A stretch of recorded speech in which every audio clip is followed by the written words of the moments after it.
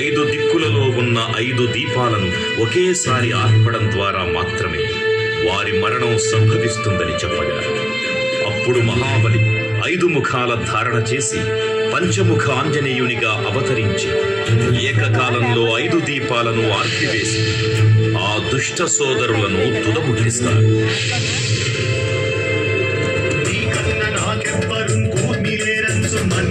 శ్రీరామ భక్త ప్రశస్తంబుగా నిన్ను సేవించి నీ కీర్తనలు చేసిన పాపములు రాజ్యములు కలుగునే సామ్రాజ్యములు కలుగు సంపత్తులు కలుగునో వానరాకార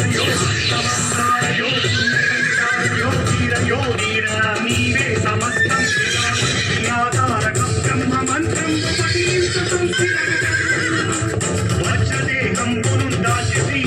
శ్రీరామయన్సున్ మన ఎప్పుడు తప్పకన్ తలసు నా జిహ్వయందుంది నీ దీర్ఘదేహము త్రైలోక్య సంచారిమై